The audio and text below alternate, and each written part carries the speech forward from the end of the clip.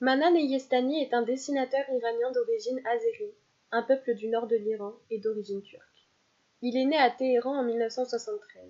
Le jeune homme se montre très intéressé par le dessin dès son plus jeune âge. Ainsi, il commence en 1990 une carrière de dessinateur et illustrateur pour divers magazines iraniens. Il devient par la suite illustrateur pour la presse réformatrice. Le jeune dessinateur est vite catalogué comme dessinateur politique, ses dessins dérangent. Il est donc contraint de dessiner pour des journaux ludiques. C'est justement l'une de ces illustrations qui, en 2006, le mena en prison puis à fuir son pays. En effet, sur ce dessin, on assiste à une discussion entre un enfant et un cafard. Or, ce dernier s'exprime en azéri. Cela est alors pris comme une insulte par la minorité du Nord. Ce peuple, opprimé depuis longtemps par le régime central, voit ici une opportunité de se faire entendre. S'ensuivent alors de violentes émeutes qui sont réprimées dans le sang par les autorités. On tire dans la foule, causant de nombreuses victimes. Le régime de Téhéran a besoin d'un responsable, d'un bouc émissaire. Mana devient donc le principal responsable des révoltes et débordements ayant eu lieu dans le pays.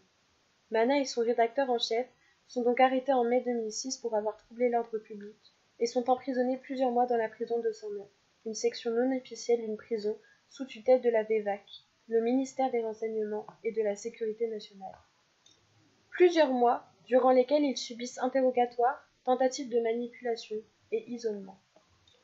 Après 2 mois de détention, Mana obtient un droit de sortie temporaire durant lequel il décide de s'enfuir avec sa femme vers les Émirats arabes unis, puis la Turquie, la Chine, la Malaisie et enfin la France, où il est réfugié à Paris depuis 2011.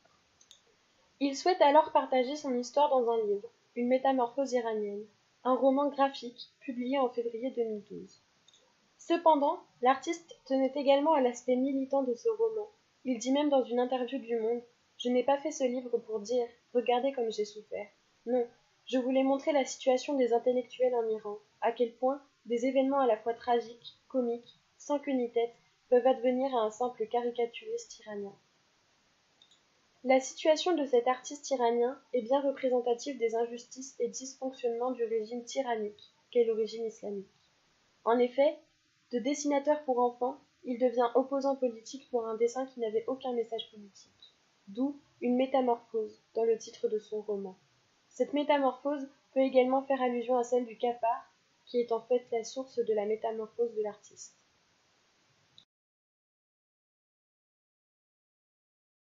En conclusion, on observe que malgré un régime autoritaire et inflexible, certains artistes iraniens parviennent à faire passer leurs idées à travers leurs œuvres.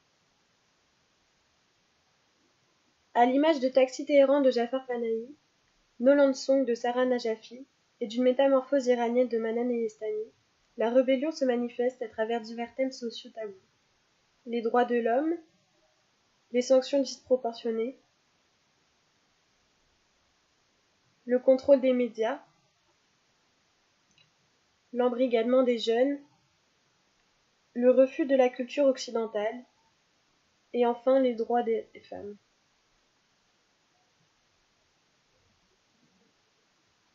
Leur audace leur a tout de même coûté de lourdes peines juridiques et l'interdiction d'exercer leur métier.